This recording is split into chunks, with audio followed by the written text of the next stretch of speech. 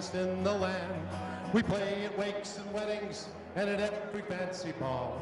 But when we play a funeral, we play the best of all. Clap your hands.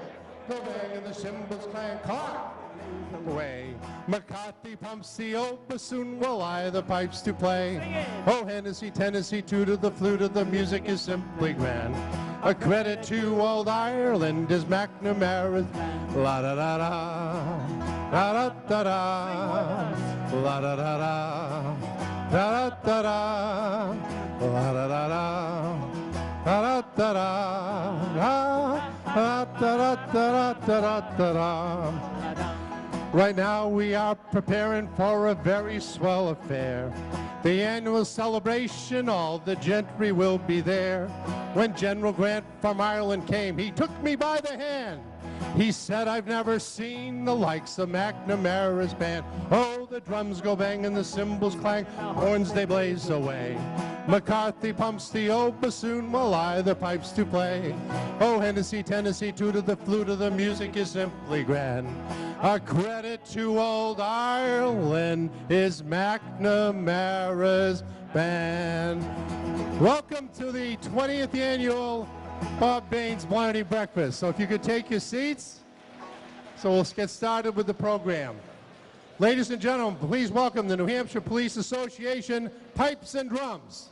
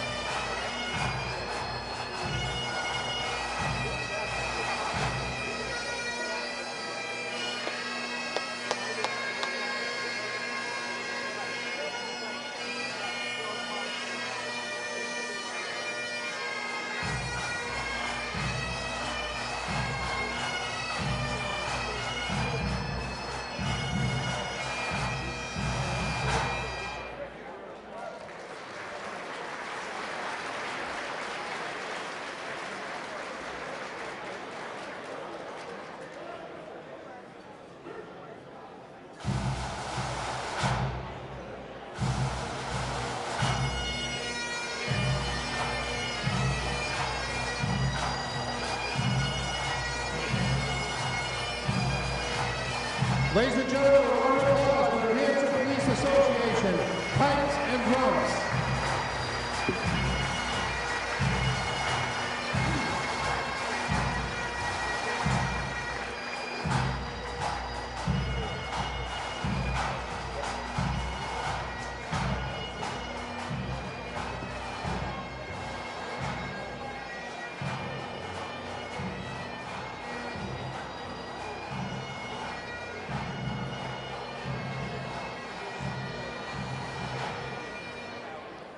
Ladies and gentlemen, would you please stand for the posting of the colors by Henry J. Sweeney Post, number 2, American Legion. And I just read a plaque yesterday. In this building was the first American Legion formed in the entire state of New Hampshire. It's a very historic building. Please welcome Henry J. Sweeney Post, number 2, for the posting of our national colors.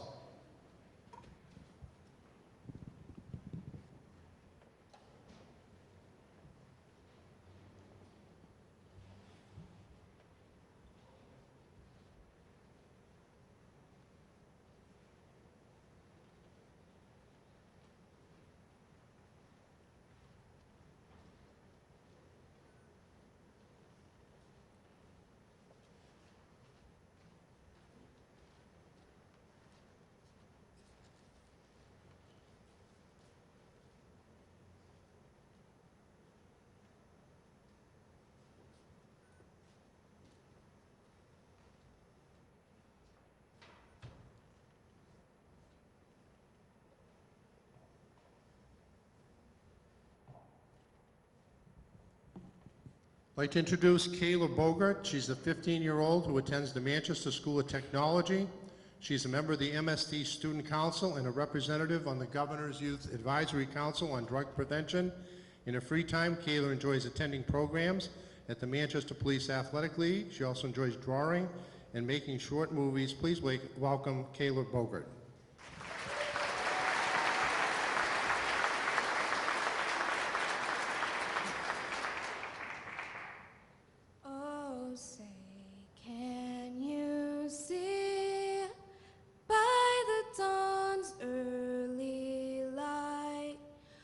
So proudly we hailed at the twilight's last gleaming, whose broad stripes and bright stars through the perilous fight o'er the ramparts we watched were so gallantly streaming, and the rockets' red glare, the bombs bursting in air, gave proof through the night that our flag was still there.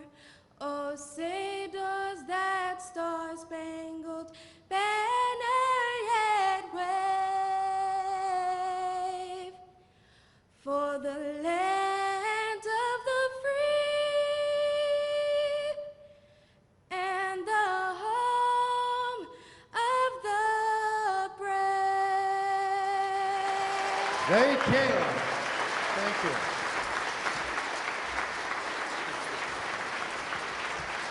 Come on, let's give her a big round of applause.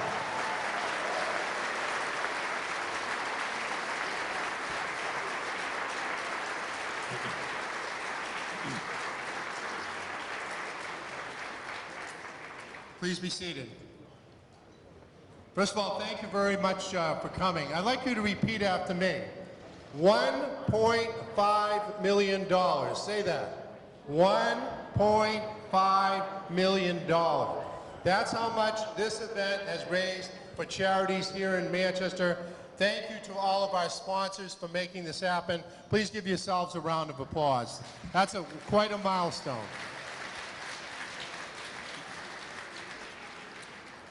I'd like to introduce our lead sponsor, I think for about 8 years now, the Harbor Group in Bedford. Please welcome my good friend, Tim Riley.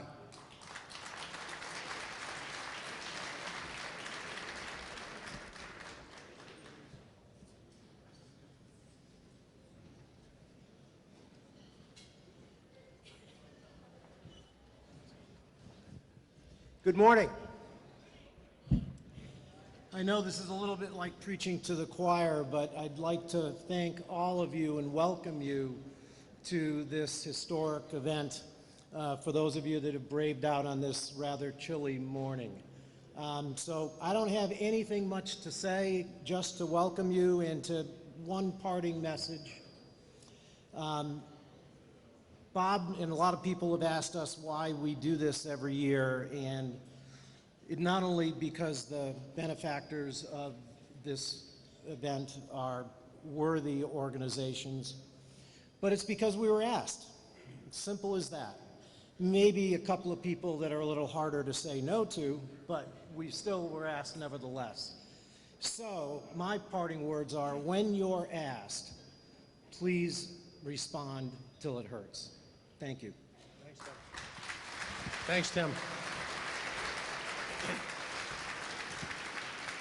And actually how it happened, Tim and I were on the board of the university system together, and he said to me one day, he says, you know, I know you do that Blarney breakfast every year. Why don't you come see me and my partner, Mark Ebert?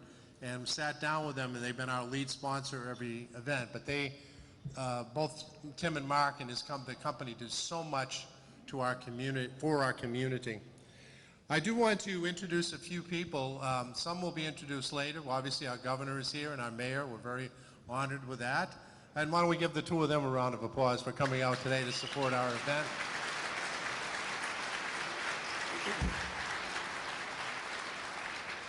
And the one and only, our Senator Lou D'Alessandro. Lou!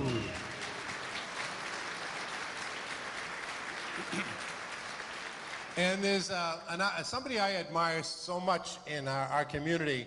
When I lost my last election in 2006, besides being stunned that it happened, I made a commitment. I said, I'm going to try to be as good a former mayor as Silvio Dupuy. He has given so much to this community in so many ways, and he's still doing it.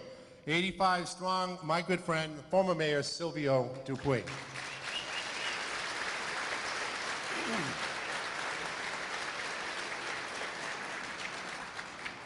Another gentleman I'd like to introduce, we became reacquainted on the board of the university system when the legislation changed and they put the Speaker of the House on the board, and it was Sean Jasper at the time, and Sean and I go back to my early teaching days at Elvern High School in Hudson, New Hampshire, and Sean was a student in the agriculture program. He's now the Commissioner of Agriculture for the state. And I had his sister in my choir. I just met her again the other day at a restaurant in Concord. So a good friend of mine, Sean Jasper. Congratulations and thank you for coming.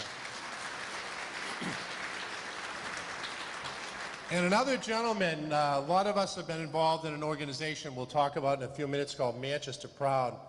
Try to restore the dignity of our Manchester public schools. I've often said it's impossible to have a good city without having a great public school system.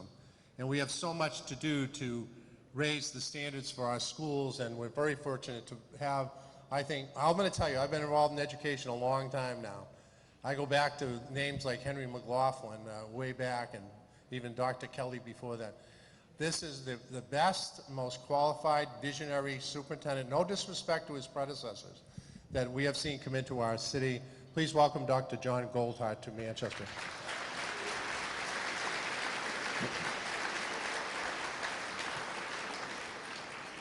And I want to single out a group of restaurants in our city. You know, I know we're in a very serious time, and I thank you for coming out, and I ask you to practice, good standards in terms of not shaking hands, saying hi or bumping. Just don't bump my left arm because I just had rotator cuff surgery and got out of my sling. But, it's a very serious time. But it's also a time, one of the lead spokesmen said, don't stop going out to restaurants. He said that very clearly. There are things to avoid, but don't do that. We have so many great restaurant sponsors, and I want to especially give them, signal them out at this time. Chunky's, The Common Man. I don't know if Alex Ray is here. Alex, are you here? If Alex isn't here, it'll be the first time he's missed. The Copper Door, that's Great American Restaurants, T-Bones and CJ's. Cotton, Fratello's, Gaucho's, The Goldenrod, Hanover Street Chop House and the Crown, Casey's Rib Shack, Mint Bistro, that happens to be our son's restaurant. I want to give him a special plug here. So, NATO's, The Puritan Back Room, Stark Brewing Company, Supreme Pizza, Union, and the Union House in Boston is actually one of our sponsors. Please give them a round of applause and support our local businesses.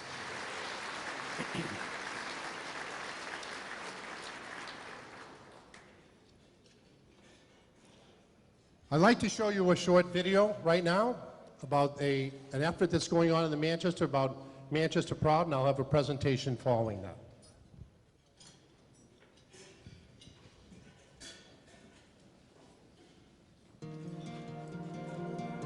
Imagine our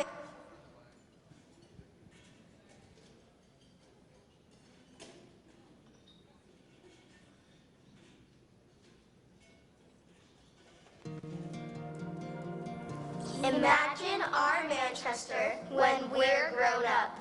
A Manchester where? By supporting each other. We all have opportunities to thrive. Where neighborhoods are safe and welcoming. Where we can attract. And employ top talent. Because of the reputation of our schools. Where all children And families feel like they belong. Where our homes increase in value because young people want to live here. Where our teachers have the resources they need to support each and every student. This vision starts with public education. With schools where every child has opportunities to discover their passion and potential. Together, we will be ready for the possibilities of our future. And our schools will be at the heart of it. Now is the time for us all to be Manchester Proud!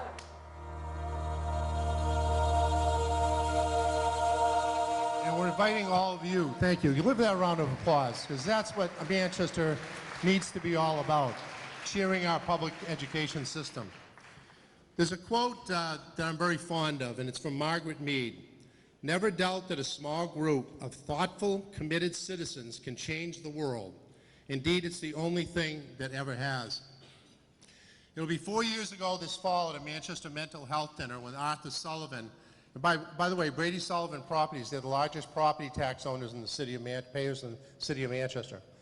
And he came up to me and he said, you know, Mayor, I want to talk to you about education. He said, I went to get one of my prime tenants in the mill yards to renew their lease, and I thought it was just going to be an automatic done deal. And we sat down and they balked at signing another lease.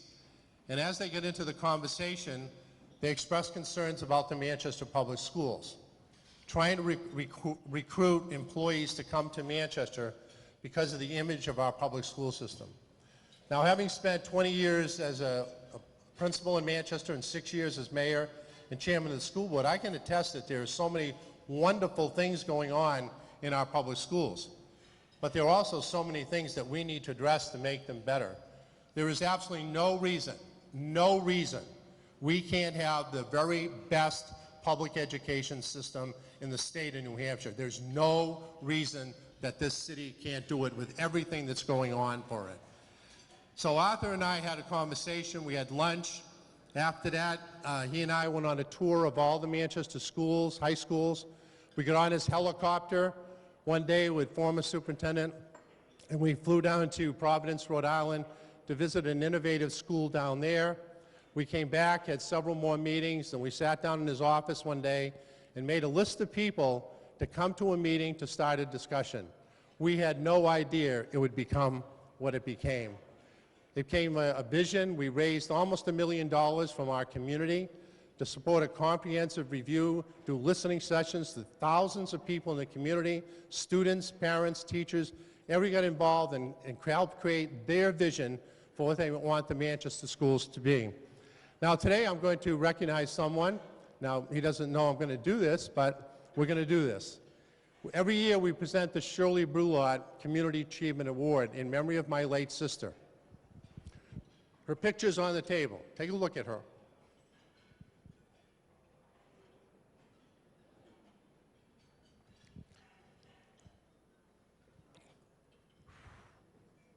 For our family, She represented a role model of giving back to the community. And in 2006, when she was passing away, I said to her, "What can I do so people remember you?" And she said, "I want to help my friend Ann Sanders at the International Institute, the organization that welcomes people from all over the world who come to Manchester in search of the American dream, just like our ancestors did before us." And we established the Shirley Brulot Fund at the International Institute that helps refugees and immigrants who come to our city with a helping hand, the support for some of their basic necessities in life. And we're very proud of that, and it's part of the Blarney Breakfast. But we also decided we're going to recognize someone each year that epitomizes the spirit of our sister. And I want Karen, I think Karen is here, Shirley's sister, to come up and help me present this award. Karen? And Susie, you're both here. Come on up so we can honor your mother. Please give them a round of applause.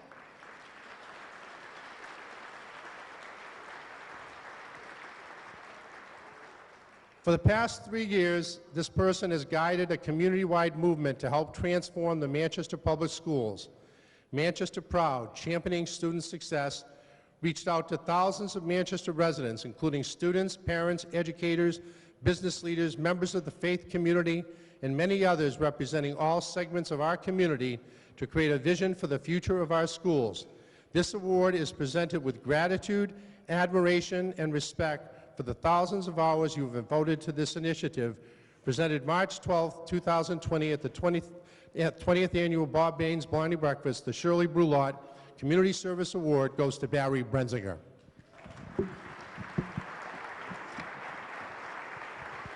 And Dr. Goldhart. Dr. Gold, would you come up?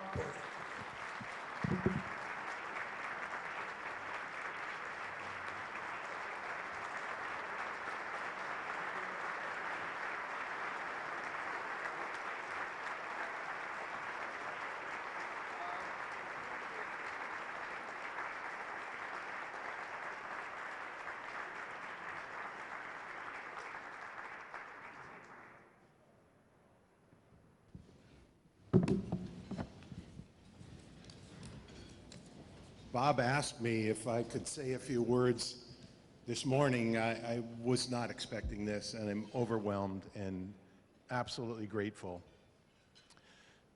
Particularly grateful to the 10,000 citizens of Manchester who stepped up and lent their voices to our work over the past 2 years. Grateful to our Board of School Committee, our district leadership, Dr. Goldhart, Amy Allen, Jen Gillis, our council and community planning group. If you would, folks would stand and be recognized, those of you who are here. Come on.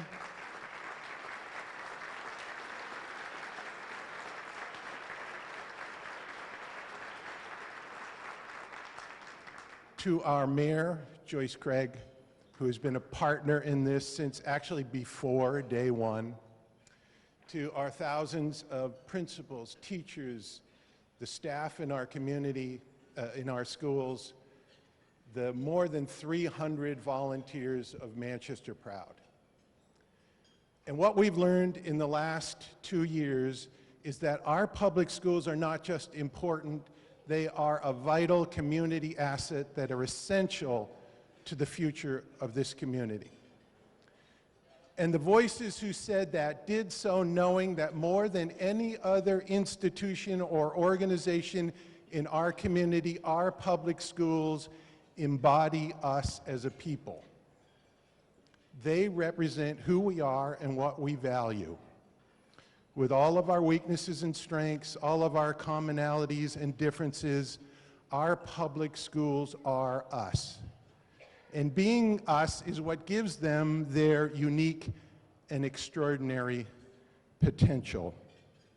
And what makes them the obvious and most opportune place to face ourselves, to improve ourselves, and to make our future. And if we want a future where all of us, all of our kids, every citizen in this city enjoys every opportunity to be their best selves, then we need to get to work today to make our public schools great. February 20th was a big night for the city, as Bob said, when our Board of School Committee and leaders adopted our community's plan for Manchester's future of learning, excellence, and equity for all learners. And now it's up to us, all of us, to chip in and make sure that our board and our leaders have the support and empowerment they need to move the plan forward. So you have cards on your table, visit manchesterproud.org, sign up, get involved.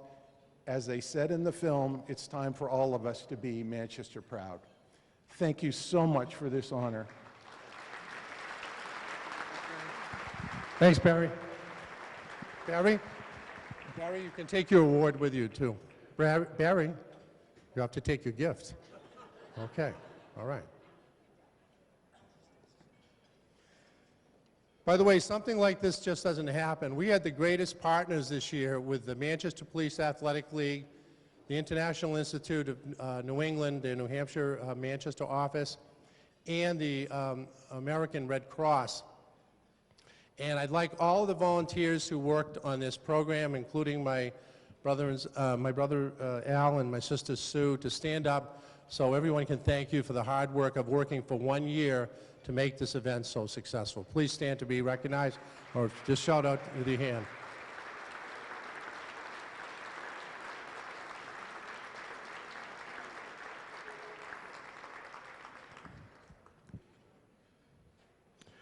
Now, a gentleman who's been with us almost since day one, a legendary basketball coach at Southern New Hampshire University, one of the winningest coaches in our country.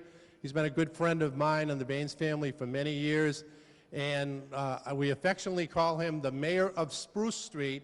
He's going to be introducing the governor and then the mayor, and I'm sure he'll have a few other words to say. Please welcome Stan Spiro.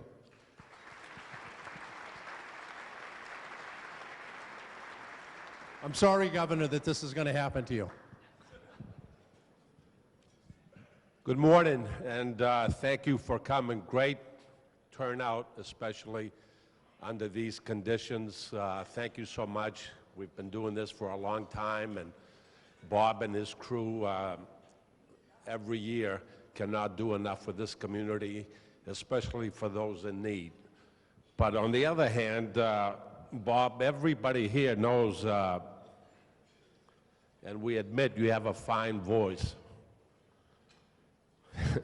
but we think it's a pity for you to use it singing every time. So you can eliminate the singing, we'll have a better event. Now this morning, before I introduced the governor, I received a call from his staff asking me to tell the governor this morning, make sure you're not charming, witty, or intellectual. Just be yourself. Ladies and gentlemen, our governor, Governor Sununu.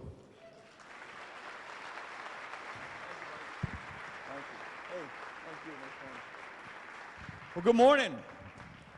Good morning. This is a good morning. Good to see everybody here. We got a full house. That's a great thing.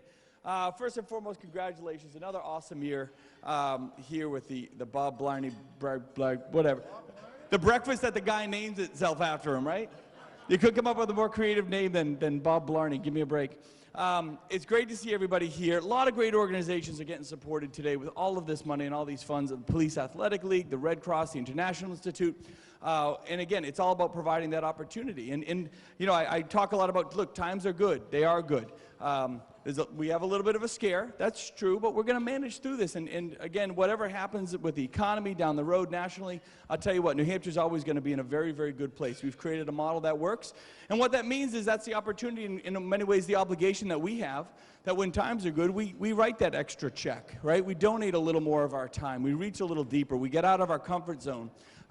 We had a couple nights ago here, we had the New Hampshire Food Bank Iron Chef Challenge, for example. And again, just like this, an absolute packed house. And people digging in their pockets and giving a little more, knowing that no matter how good times are, there's always folks that need a little extra help. We call that opportunity gap, if you will. No matter how good your economy is, no matter how good the stats are, there's always folks that could use another hand up or another leg up. And that's kind of our responsibility to be there. And we have amazing nonprofits throughout this state. Other states don't work like ours. I don't know if people appreciate that. We have amazing nonprofits, and that's what we're here to do, support these folks that are really on the front line. So we can't thank them enough. We're going to go through a little bit of a bump here, to be sure. We saw the president's speech last night, and I walked through the door, and somebody said, "Oh, what do you think of the speech?" I said, "We're going to be good. We're going to be good. This is something we're going to have to manage through and live through, but we're not here closing down events and calling state of emergencies and, drawing in panic right now. We're nowhere near there. We're in very, very, very good shape, and we have a great team that's going to manage through it." So, again, that's kind of that reiteration that we are going to continue to be in good times. We're going to be in good shape, so whatever we can do to dig a little deeper, again, donate our time. Volunteering your time is really huge. Checks are great, but man, what I found is some of the real grassroots organizations, they could use you on a Saturday for 5 hours doing X, Y, and Z, right? They could use you volunteering, where their needs really need to be met. And so whatever we can do to get that done would be great. It's obviously great to see Sil here. I know Wazorek is down. I thought all the mayors would be here, but like some of them just vacation in Florida. I called, Wazorek, I figured he'd be back. Maybe he'll be quarantined in Florida or something. He'd probably love that. Whatever we can do to get out there. And again, the State House is right up the road. You know your senators. You got a great senator here in Lou D'Alessandro. You have a great mayor here in Mayor Craig. They're there for you. They're not in, we don't sit in some bubble as elected officials in New Hampshire. We're responsive. You have, most of you here probably have our cell phone numbers, and you use them, and you know your senators and representatives. And again, when you need something done, we have a system that can be very responsive. So use us. We need to hear what's going on out there. We need to hear from you where we can be doing it better, what barriers we can break down. And again, it's just all about keeping New Hampshire that gold standard and maintaining the opportunity for our citizens. So we cannot thank you guys enough. Whatever you're doing it right. Keep doing great things, and keep setting that example for the rest of the state. Thank you, guys. Thank you, guys. Hey, go ahead. Oh, yeah, okay. Yeah, I understand.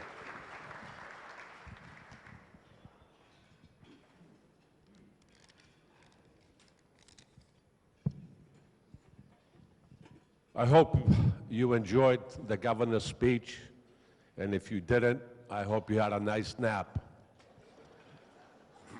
Before I introduce the mayor, I was with her at a recent campaign stop, and someone came up to her and said, "Mayor, I lost my job. I have no insurance, no food, my family's suffering. What do you recommend is the best way to get back on my feet?" The mayor thought for a second and said, "The best advice I can give you to get back on your feet is to miss a couple car payments." Get it? Now. But on a serious note, Mayor, congratulations on your last win. It's great as an American to witness a political victory that wasn't decided by the Russians. Here's our mayor, Joyce Craig.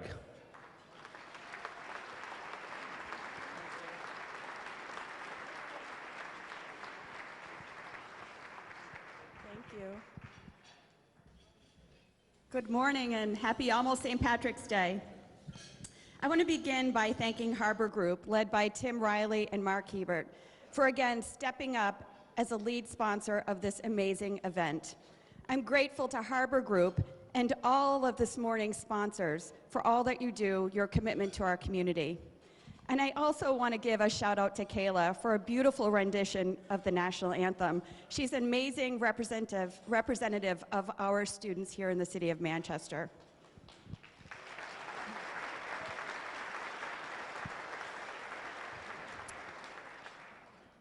Coach Spiro, thank you very much for your introduction and for emceeing again this year. Now I'm going to pick up where you left off. Coach, we know that you're proud of your son-in-law, Ohio State's Ryan Day. In his first season, he had many big wins. Coach, in your 3-decade career, wasn't your biggest win that one game in 1993 when you didn't get a technical foul for swearing at the ref? But kidding aside, Coach, you spent 33 seasons as a nationally recognized SNU men's basketball team coach. So obviously, before his first season as head coach, Ryan must have gone to the man who turned the Penmen into a powerhouse for coaching advice. But Jay Dufour was out of town, so he must have called you. And Mayor Baines, it's great to see you this morning. As you heard the mayor say, he recently had surgery which limited his ability to put any weight on his shoulders. I was worried he wouldn't be able to host the Blarney breakfast this year. But then I remembered, Steven Singer has been carrying this event on his shoulders for the past 20 years, so we'd be fine.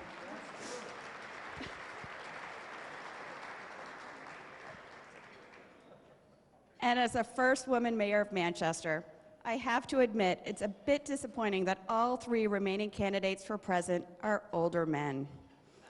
I sometimes wonder if they're up for the job. But then I look to my dear friend, Mayor Silvio Dupuy, who, despite his age, is still a major force in our city. In fact, at age 86, if he entered the race, he'd be the youngest candidate on the ballot. Finally, and all kidding aside, I've been attending this event long before I ran for office. In addition to all the money raised over the years, it's always been special to me because we take a moment and remember Shirley Brulot. Growing up here in Manchester, I knew Shirley as my friend Karen's mom. To the Baines family, I'm so impressed that you turned your heartache into action and have raised hundreds of thousands of dollars for great causes in Shirley's name. And again, I want to thank all of you for opening your wallets to be here this morning, and I encourage you to open them again during the auction. Happy St. Patrick's Day today and every day during the month of March.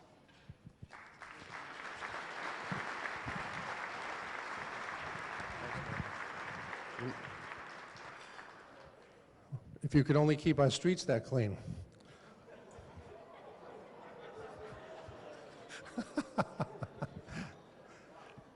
Yeah, I'm going to do that now. My brother Al is going around and collecting business cards, so if you could cooperate with that, there'll be some fun things that'll happen with that.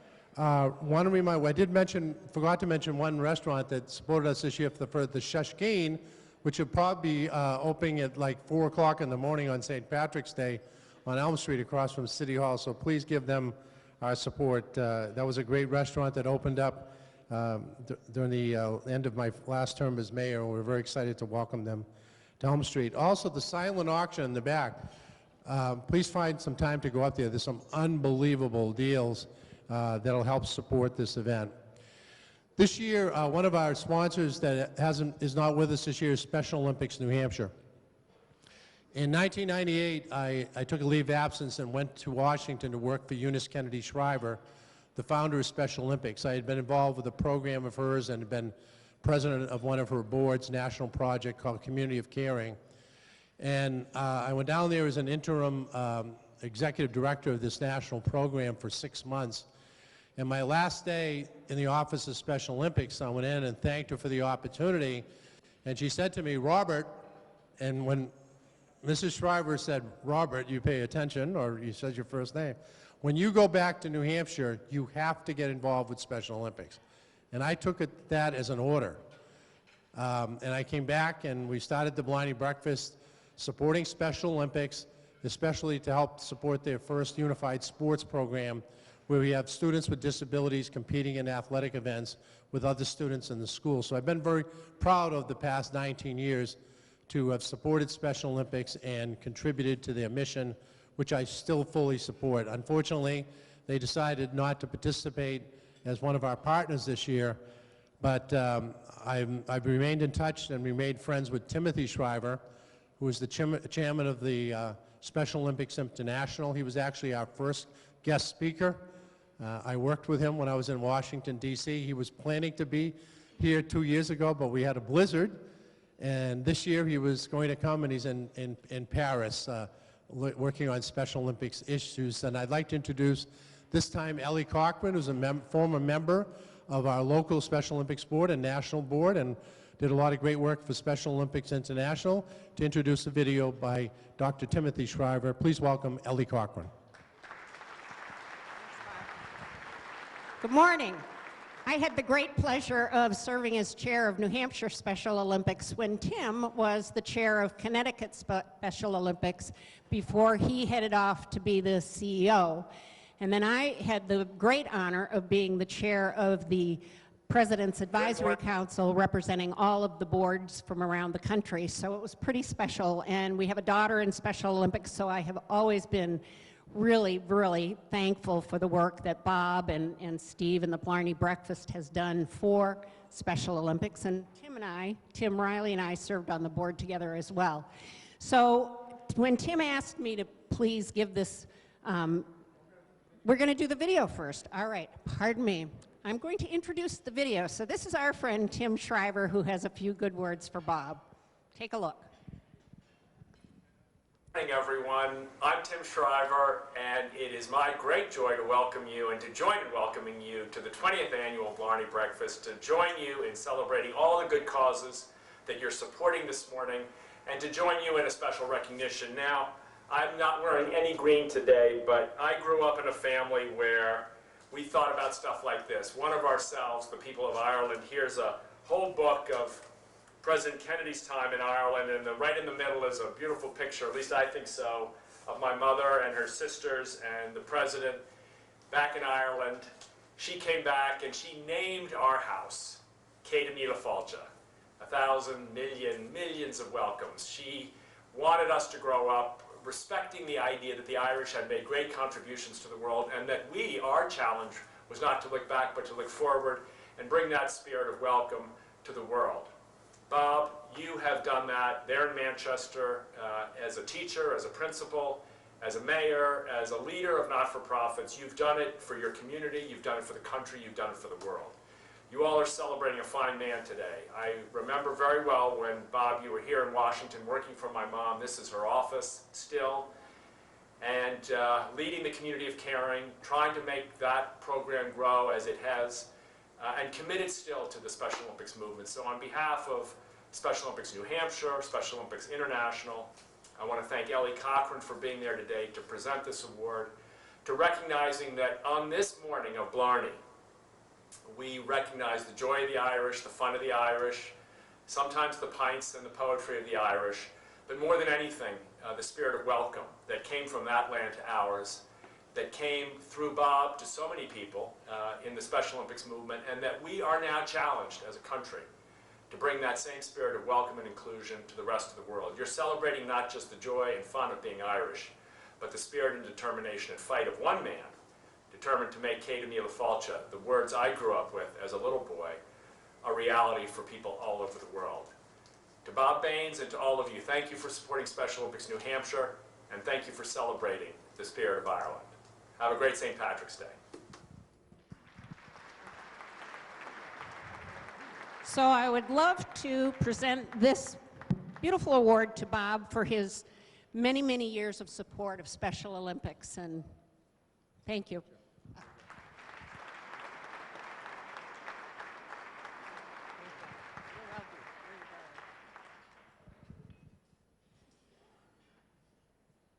Now, what the mayor said is absolutely true about Steve Singer. Steve has been involved in this program since the very beginning, when my sister Shirley used to organize it when it was called the Mayor's Blarney Breakfast. And Merchants was our first sponsor and been supporting our event ever since. And when Shirley passed, we almost stopped doing the breakfast, and Steve stepped up and he said, no, we're going to make it bigger and better than ever. And he certainly has done that. And here to introduce our guest speaker, my good friend and a friend of the entire Baines family and the entire community, a man worthy of emulation by all who seek to serve this community in meaningful ways, Steve Singer.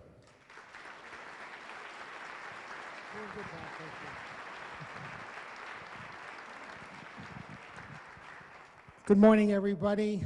Happy Thursday morning, as I like to say. I'd like to thank everyone for coming out this morning and supporting our 3 recipient charities. The Manchester Police Athletic League, which helps at-risk kids in our community. The American Red Cross, which does so many good things, but particularly close to our heart is the Gail Singer Blood Drive, which I'm very proud to say is still the largest single-day blood drive in America. Also,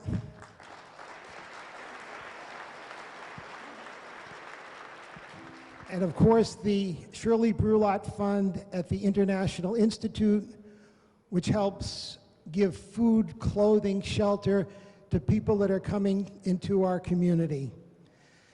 As Bob said, over the last 20 years, we're very proud to say that we've raised over $1.5 million that goes directly to these recipient charities. This morning's speaker, Stephanie Schaefer, is an amazing young woman who has been the recipient of an American Red Cross blood transfusion. 2 years ago, when she was on vacation in the Bahamas with her family, the tour boat that she was on exploded, killing one person and significantly wounding Stephanie catastrophically, barely making it out alive. But through her determination, her focus, her will to live, and with the help of many organizations, including the American Red Cross, she has persevered. She has an amazing story to share with you this morning. I'd appreciate it if you'd give her your undivided attention, and if you'd give her a very warm Bob Baines Blarney breakfast welcome. Stephanie Schaefer.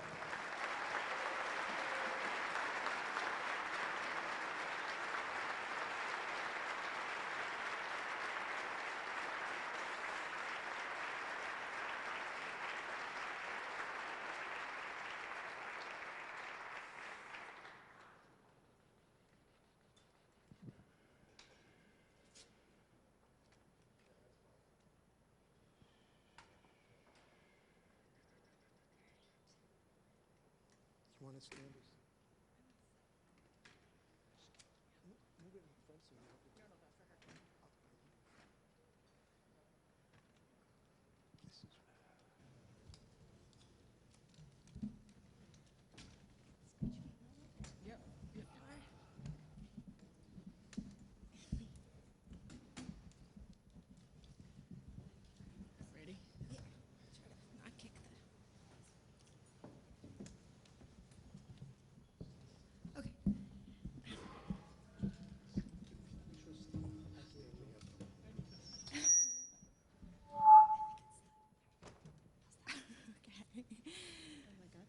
Yeah. Okay. I'm good. All right. Sure? Yeah. Okay. Hi, everyone, and good morning. I want to start today with just saying thank you to the American Red Cross for asking me to be here today, and to anyone in this room that has donated blood before. Because I think in just a minute, when I start to share my story, you'll understand why these donations mean so much to me now. The first 22 years of my life were perfectly ordinary, the type of quiet life you can find in small-town Vermont, surrounded by amazing friends and a loving family. Until on one day, in one single moment, my entire world turned upside down.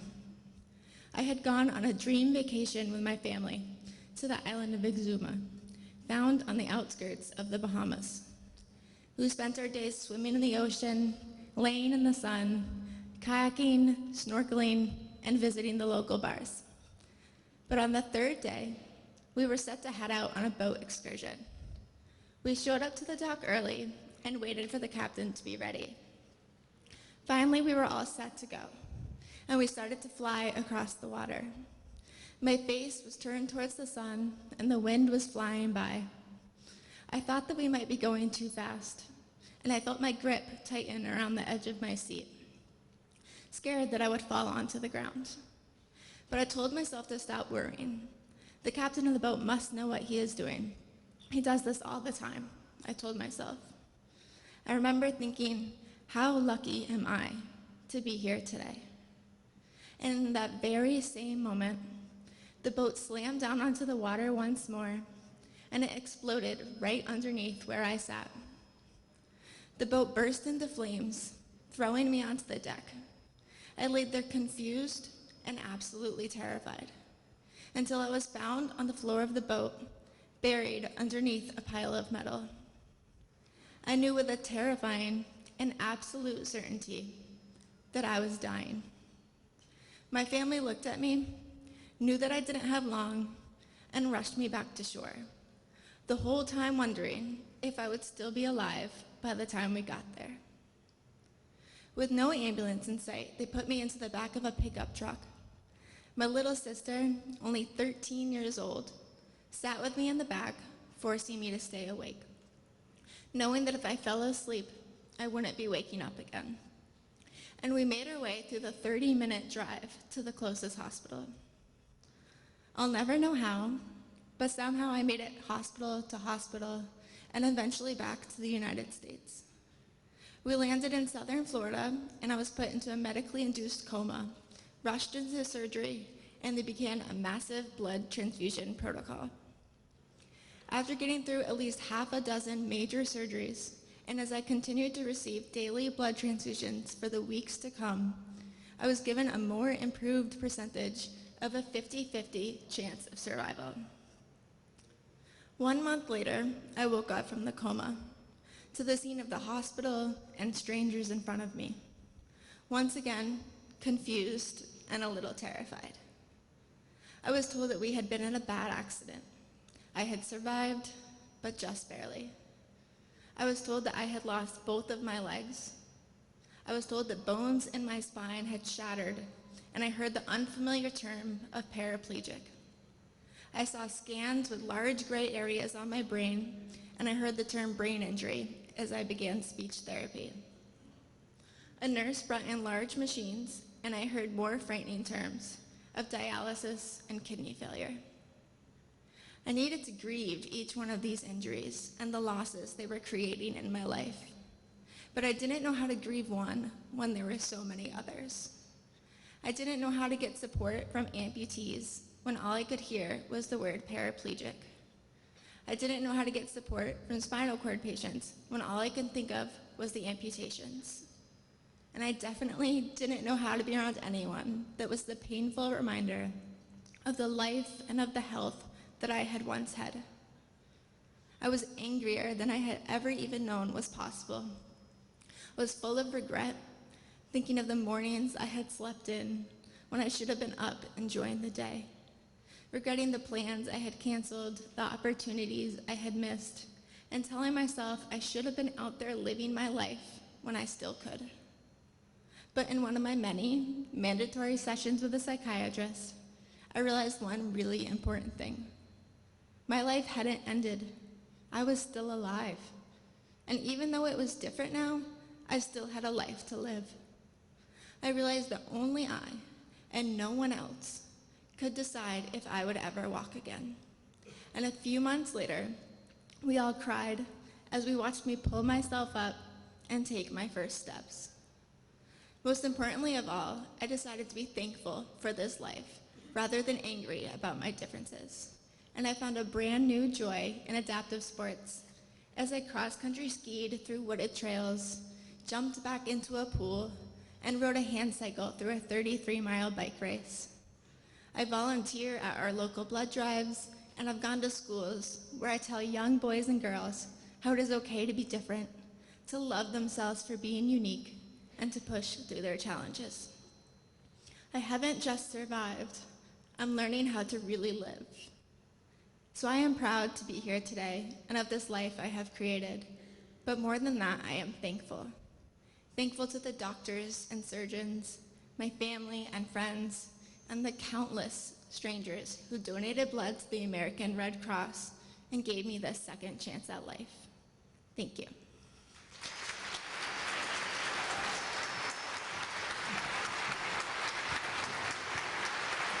Stephanie Schaefer, ladies and gentlemen.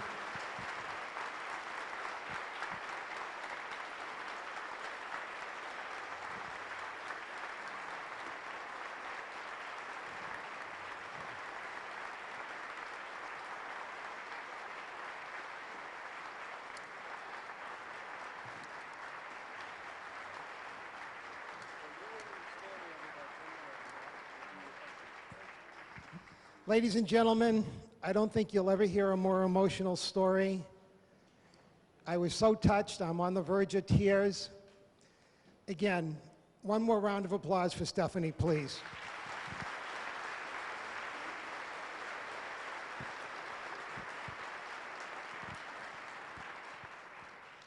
We are now going to move forward. I'd like to call Stanley Spiro back up to the stage. We are going to have a lightning round. Monies donated will go to help people like Stephanie Schaefer, kids at risk in our community, and people arriving. Stanley has some good situations where the money will go. Please give him your undivided attention. Thank you, Steve. And if that story doesn't open our hearts, nothing will. So let's raise some money. Bob said we have raised over $1.5 million. Today we're going to reach the $2 million mark. Let's get started. Now, when I give you a number, for example, we're going to start with $500.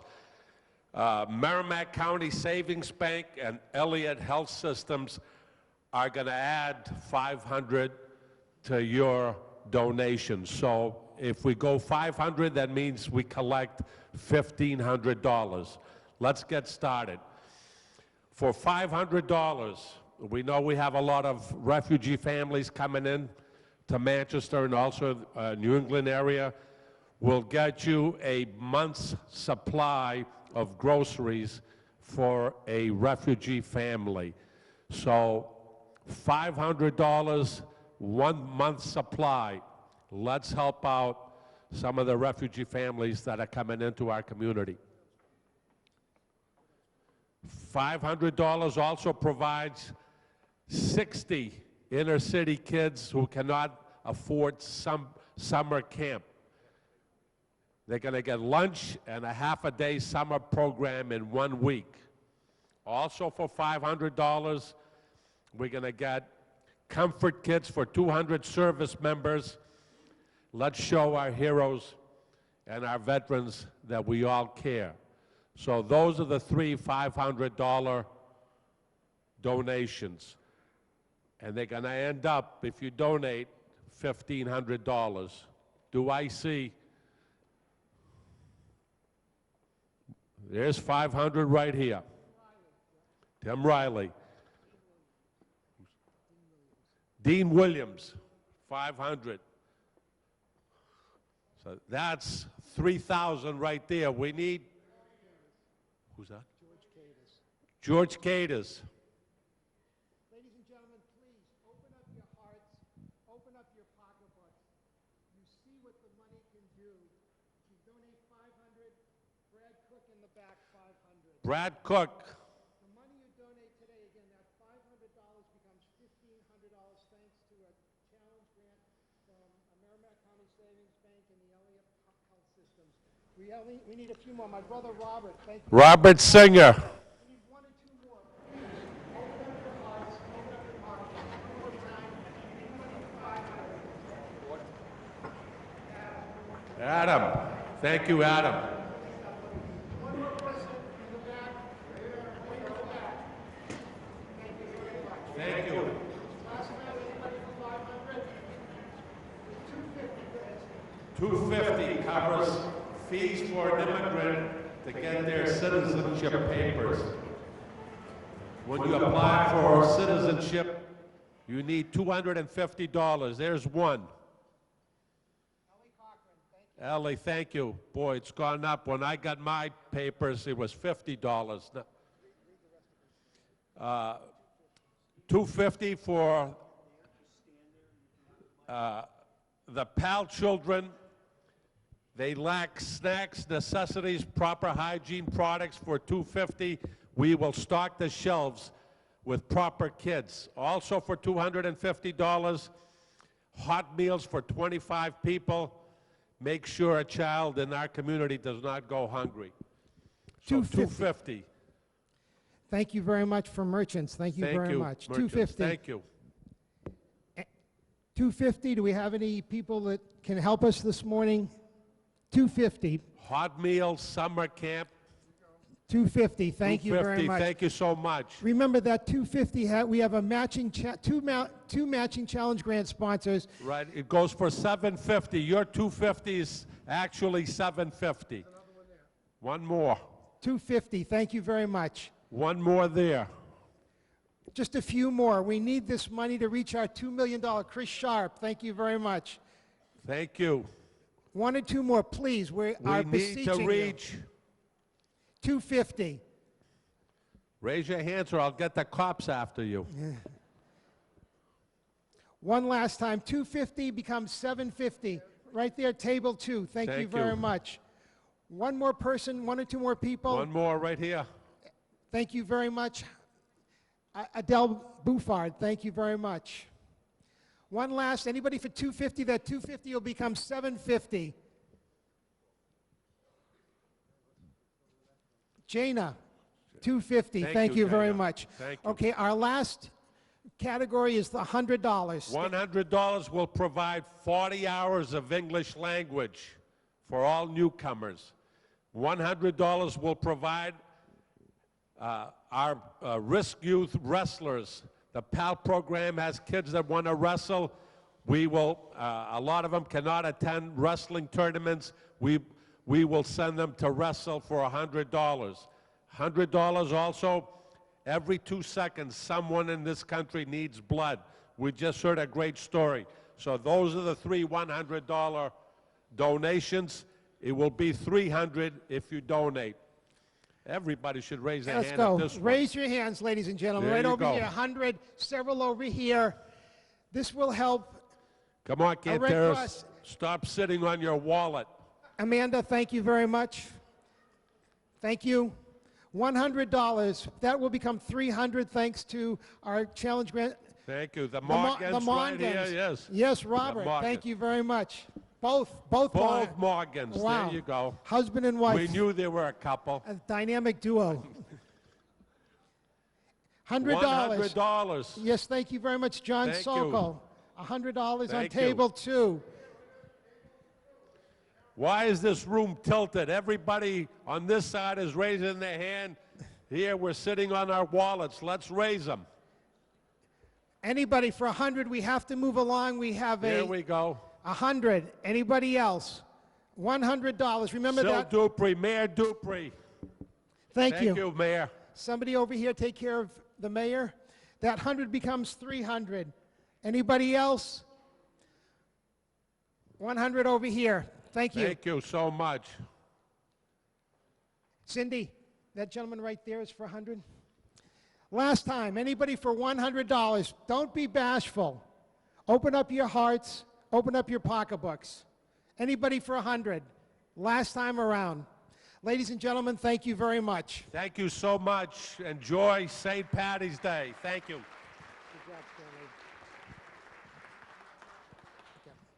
We're moving right along very quickly. We're going to move on to our auction. We need to move along quickly so you can get the full concert this morning, so I'll do it very, very quickly. We have 3 items this morning. Some of them involve restaurants, some of them involve tickets. Let me just say that there are no expiration dates on any of the packages. I've spoken with the donors, so if you buy a restaurant package, that will be good for an indefinite period of time. Our first package is what I call a dine-around double-header.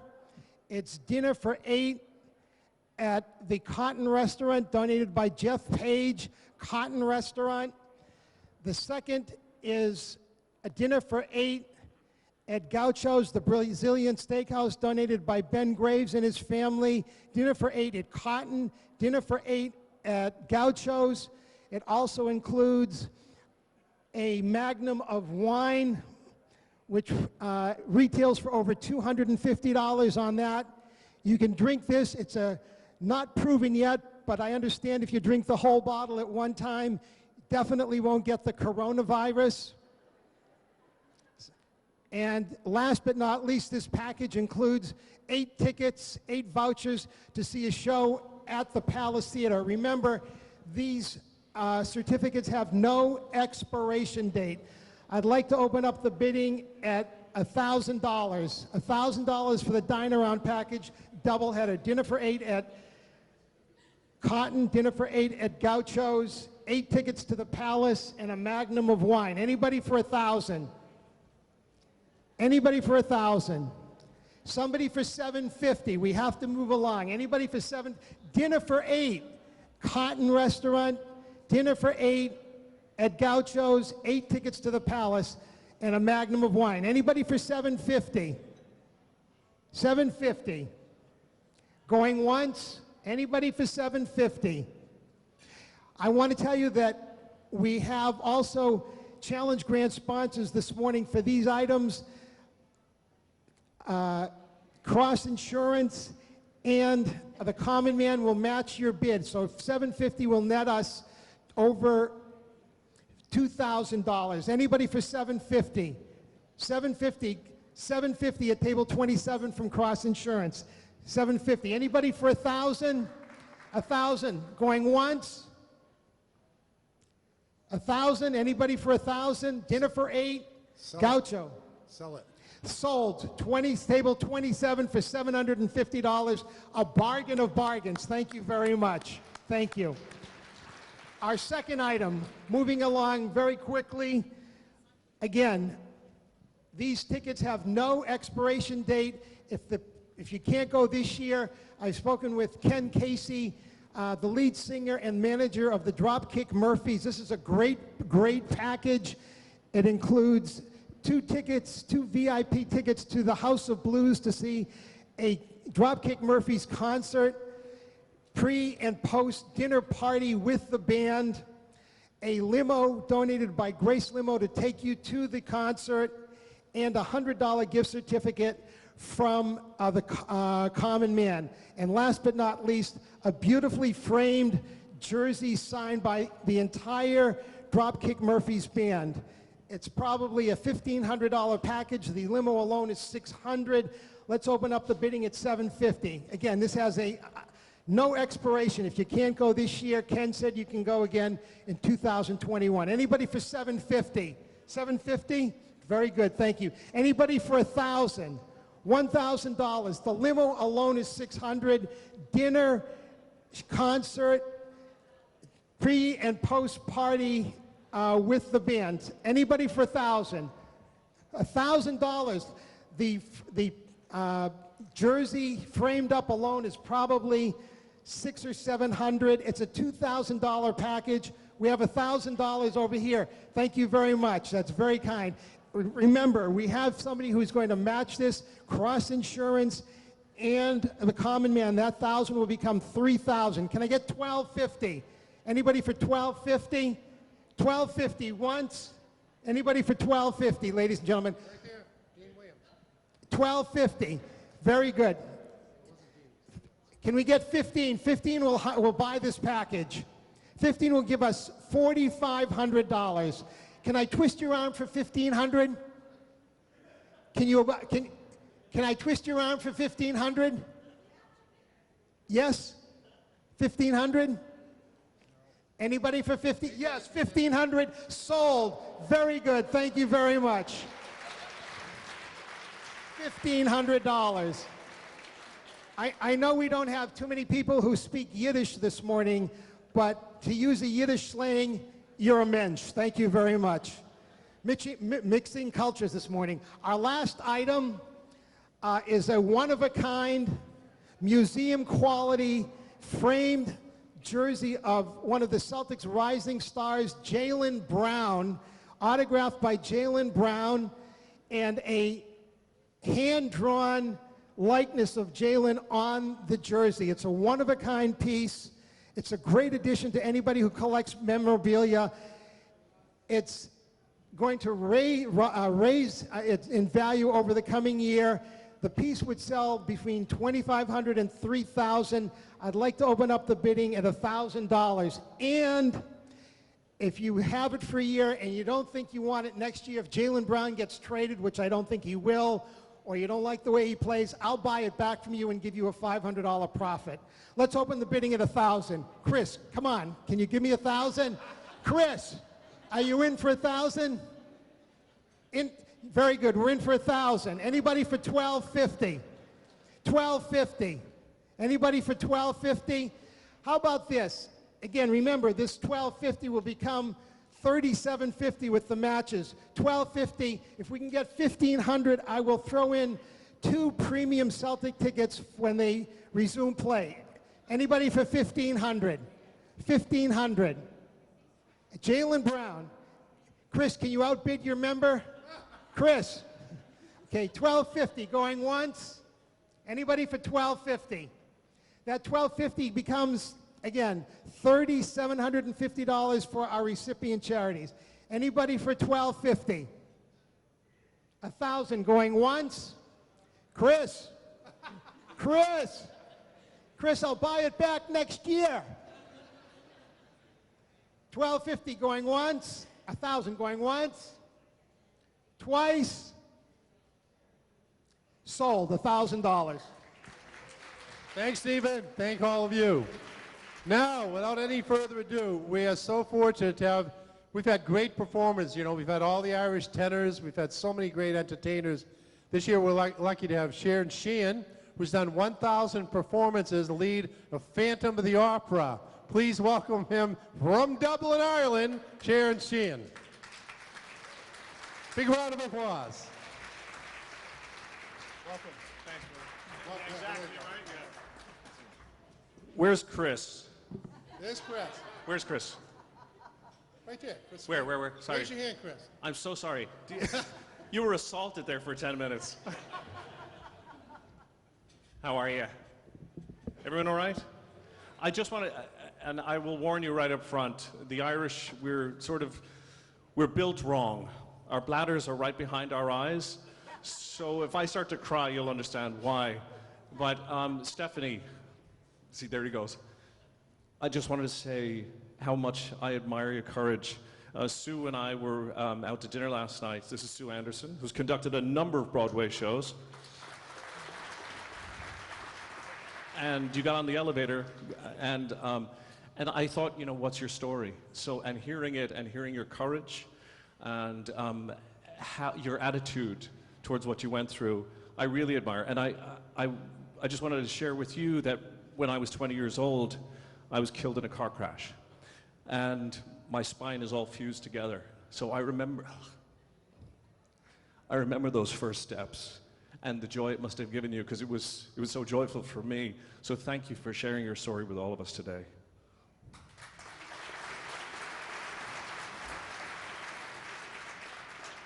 So, on that note, well, you know the Irish, all our wars are merry and all our songs are sad. This first song was written by a friend of mine from Dublin named Pete St. John, and it's about the horrible times of the famine in the 19th century. And anyone who feels compelled to sing along. I know it's really bloody early in the morning to start singing, but I'd like you all to enjoy yourselves. This is called The Fields of Athenry.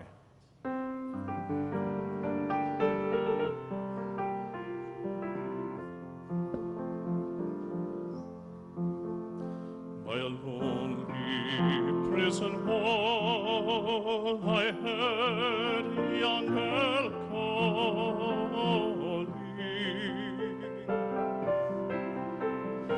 Michael, they are taking you away, for you stole Trevelyan's corn, so the young might see the morn.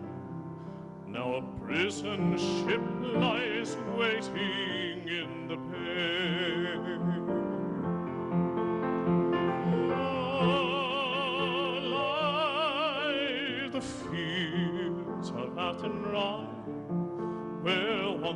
we watched the small free birds fly.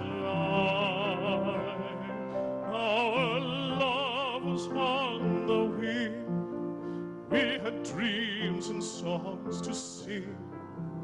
It's so lonely round the fields of Athenry.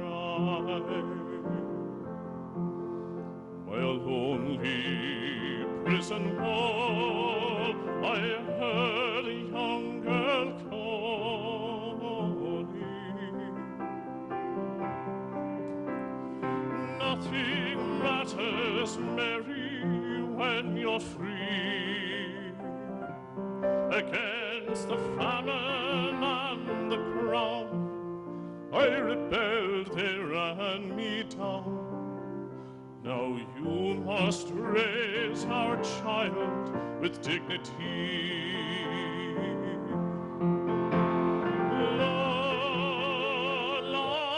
Lie the fields of Athenry, where once we watched the small free birds fly. Our love was on the wing, we had dreams and songs to sing. It's so lonely round the fields of Athenry.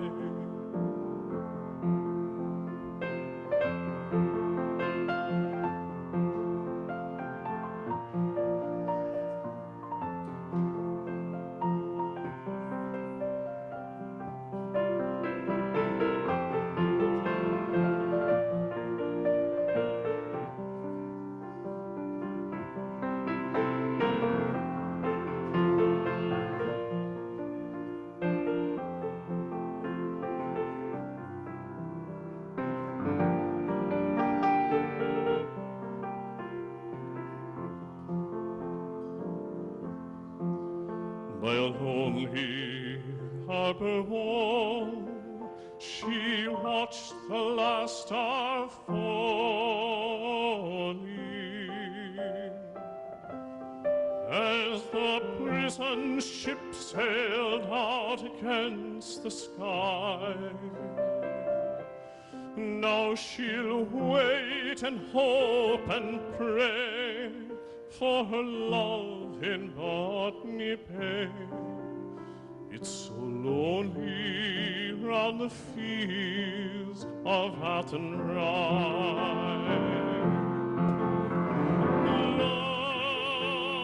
Lie the fields of Athenry, where once we watched the small free birds fly.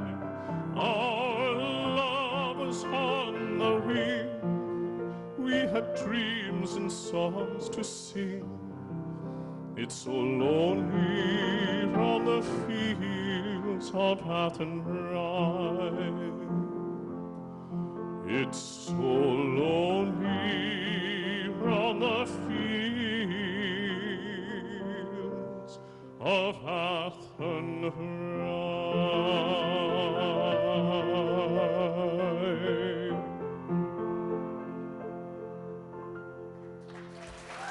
Thanks very much. Thank you. All righty. Thought we'd do something a little more rousing now. This is a song written by Percy French, Irish composer, and he writes a story about a farmer who has two daughters. One is charming, beautiful. Fellas are banging down the doors to get to her. And the other daughter is, well, she's a little plain. So the farmer comes up with this really brilliant idea of offering a young cow, a heifer, with the plainer daughter in the hopes that some young man will find this very enticing and offer to marry her. This is called McBreen's Heifer.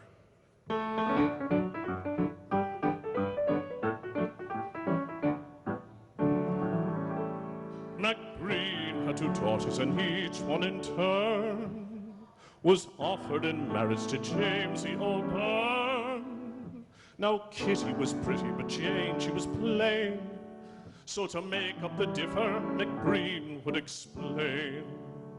He'd give the best heifer he'd had in the land, as a sort of a bonus with Jane, understand. Now Kitty could charm a bird off a bush, and that left her man in a horrid non-plush.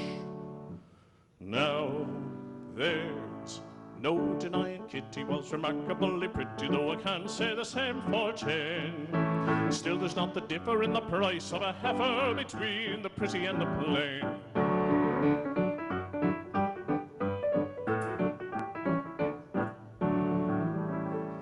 Entirely bothered was Jamesy O'Byrne. He thought that he'd give the schoolmaster a turn. Says he, to wed Kitty is very good fun. Still a heifer's a heifer when all's said and done. A girl, she might lose her good looks anyhow, and a heifer might grow to an elegant cow. But still there's no price for the stock, do you mind? And Jane has a face that the devil designed. Now there's no denying Kitty was remarkably pretty, though I can't say the same for Jane. Still there's not the differ in the price of a heifer between the pretty and the plain.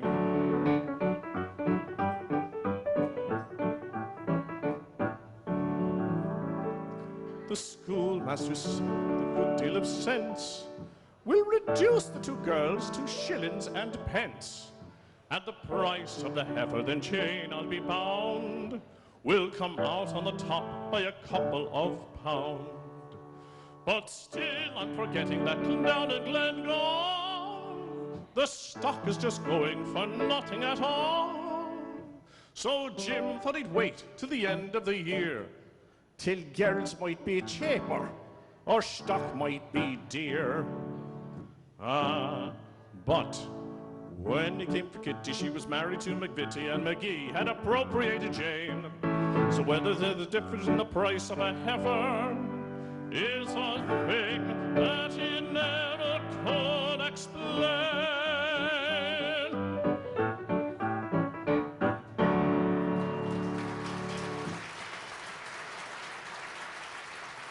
Thank you very much. Poor Sue. You know, I've dragged her into this mad world of Irish music because Sue was one of the first women to conduct a Broadway show. When she conducted Pirates of Penzance, she's conducted Cats, she's conducted Jerry's Girls. Me and My Girl, she's coached Rex Harrison, Peter for My Fair Lady. She worked with Peter O'Toole in a film teaching him how to play piano for a movie. She's just had an amazing career. And you know, and I've dragged her into this sort of madness of Irishness. I'm lucky. Oh, stop. So this next song that... No, bring them home. Yeah, okay. So this next piece that we'd like to do for you comes from my first Broadway show, Les Miserables. And it's really interesting to me how pieces of music will anchor you at certain places in your life. And so whenever I would hear this song or sing it, it would bring me back to doing that show. Until a few years ago, when Vice President Joe Biden's son, Bo, died of brain cancer, he gave me a shout. He called me and asked if Sue and I would come down and sing this song from Les Mis for the funeral as the casket was coming into the church. This is called Bring Him Home.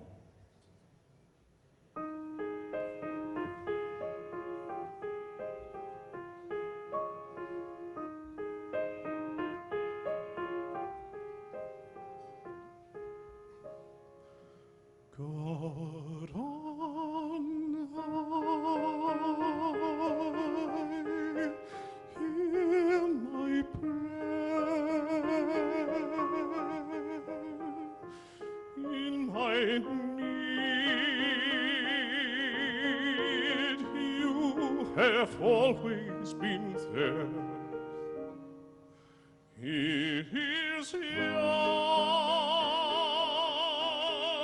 he's a friend. Let him rest, heaven blessed. Bring him home, bring him home, bring him home. He's like the sun I might have known. If God had granted me a son, the summers die one by one, how soon they fly on, and I am old and will be gone.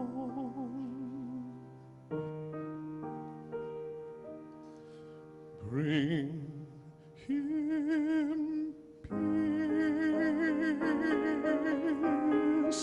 bring him joy. He is here, he is only a boy. You can take, you can give, let him heal, let him live. If I die, let me die, let him live. Bring him home, bring him home, bring him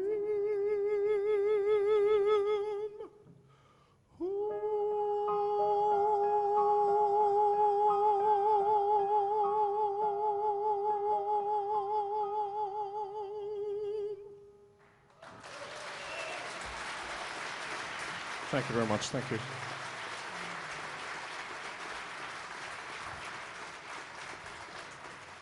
So, what's the most famous Irish song in the world? Yeah, right? Danny Boy. Okay. Do you know it was written by an Englishman? That's true. In 1910, a guy named, an English attorney, barrister, named Fred Weatherly wrote this, and he actually set it to music that didn't work for him at all, and the song went nowhere. 2 years later, his sister-in-law, who lived in the United States, sent him this sheet music, and he saw it and he thought, this marries up perfectly with those lyrics I wrote. And so 2 years later, we had this huge worldwide hit called Danny Boy. And I just want to say, I've been very blessed to get to do some amazing things for people, and which has been fun. But what I find most gratifying is getting to do things like singing Bring Him Home for the Vice President and his son. A few years before that, well, about 20 years ago, John Kennedy Jr. and Carolyn were killed in a plane crash. And so the family called me and asked me if I would sing Danny Boy at the funeral. This is Danny Boy.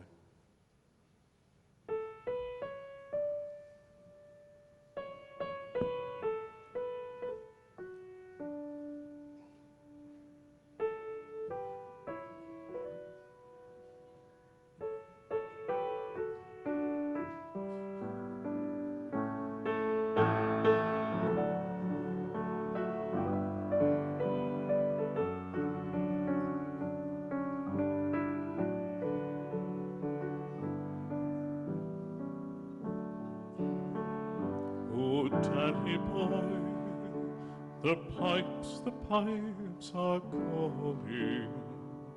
from glen to glen and down the mountainside.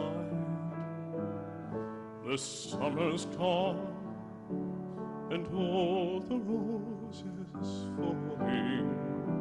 'Tis you, must go and I must bide. But come he back when summer's in the meadow, or when the valley's hushed and white with snow. 'Tis I'll be here in sunshine or in shadow. Oh, Danny boy, I love you so.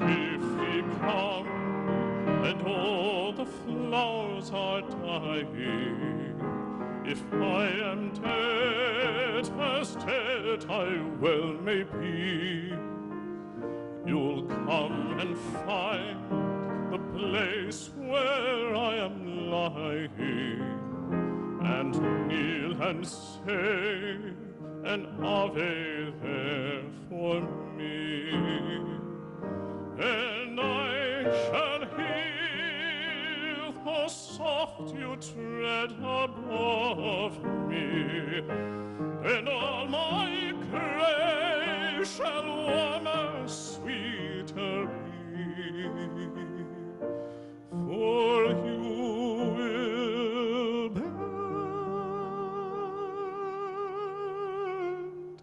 and tell me that you love me, and I shall sleep in peace until you come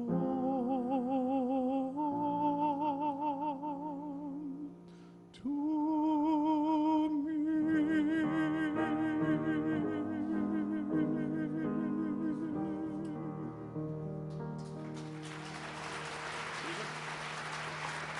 Thank you very much. Thank you. I'm going to do one more for you. It's always a pleasure to do this after having played the Phantom on Broadway and up in Toronto. This is, and it's a little easier without all that pizza on my face. You know. So this is called The Music of the Night. Thank you so much for coming out and spending your morning here for a good cause and being so attentive. I said to Sue, we'll get through the first song halfway and we'll lose them, because you're here to have some fun. So really appreciate you, You got to come down in our neck of the woods and teach the people down there a little decorum. Anyway, this is called The Music of the Night.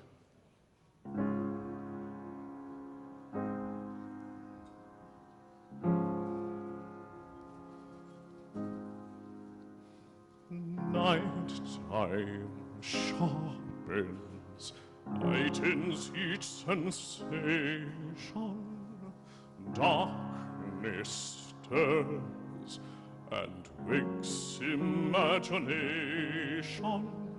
Silently the senses abandon their defenses.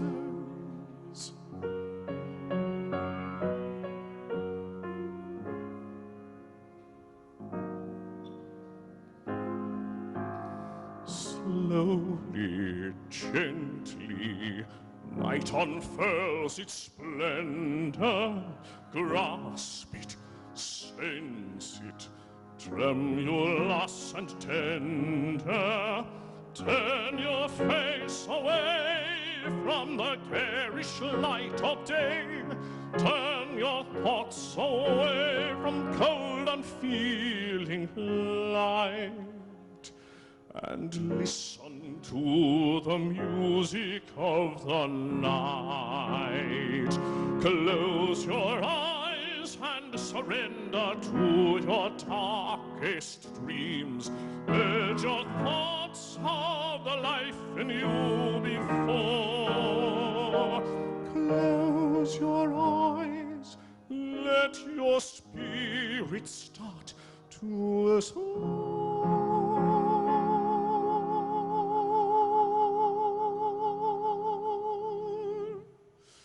And you live as you've never lived before.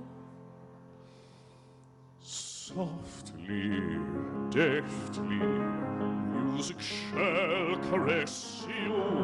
Hear it, feel it, secretly possess you. Open up your mind, let your fantasies unwind. In this darkness which you know you cannot fight, the darkness of the music of the night. Let your mind start a journey through a strange new world. Leave all thoughts of the world you knew before. Let your soul take you where you long to be. Only then can you belong to me. Floating, falling, sweet intoxication. Touch me, trust me, savor each sensation. Let the dream begin, let your darker side give in to the power of the music that I write. The power of the music of the night.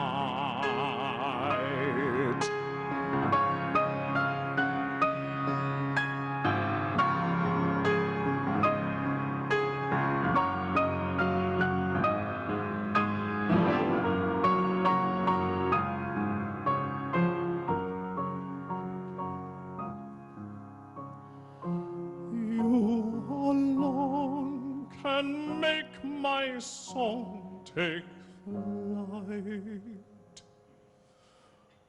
Help me make the music of the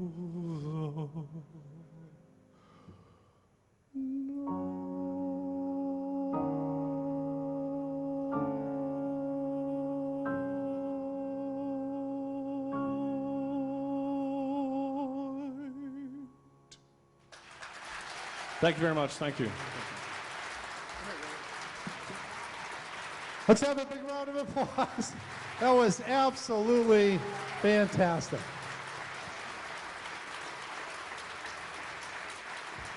One more thing. I'm going to have Shan draw the winner of the raffle. And by the way, the silent auction winners stop by the desk to see if you won. So pick out the winning raffle, which includes a beautiful quilt made by my sister Sue. The name is? Oh, here we go. The name is Christine Prati. What's that? Or Pratt, sorry, Pratt. I don't have my bloody glasses on, sorry. Thank you very much for coming, and one more time, here we go. My name is McNamara, I'm the leader of the band. Although a few in number, we're the finest in the land. We play at wakes and weddings and at every fancy ball. But when we play at funerals, we play the best of all. Oh, the drums go bang, cymbals clang, and the horns, they blaze away. McCarthy pumps the old bassoon while I the pipes to play. Oh, Hennessy, Tennessee, tootle the flute, the music is simply grand. A credit to all Ireland is McNamara's band. Da-da-da-da, da-da-da-da, da-da-da-da, da-da-da-da, da-da-da-da, da-da-da-da. Take it away, take it away. Right now we are rehearsing for a very swell affair. The Bobby Baines breakfast, all the gentry will be there. When Bobby Baines heard me sing, he took me by the hand. Says he, I never heard the likes of the Unicorn Band. Oh, drums and gang and bang and bang, the horns they blaze away. McCarthy pumps the old bassoon while I the pipes do play. And Hennessy, Tennessee toodles the flute, and the music is something grand. A credit to old Ireland is McNamara's band. Ba-da-da, ba-da-ba-da, ba-da-da, ba-da-ba-da, ba-da-da, ba-da-ba-da, ba-da-ba-da-ba-da-ba-da-da-da-da-da-da-da. Oh, my name is Uncle Julius, I'm from Sweden, I do come to play in McNamara on the street, the people all do stand. By Yiminy, I'm the only Swede in McNamara's band. Oh, the drums go bang and the cymbals bang and the horns they blaze away. The Hardy pumps the old bassoon while I the pipes do play. And Tennessee tunes the boom, the music is something grand. A credit to old Ireland is McNamara's band. A credit to old Ireland is McNamara's band.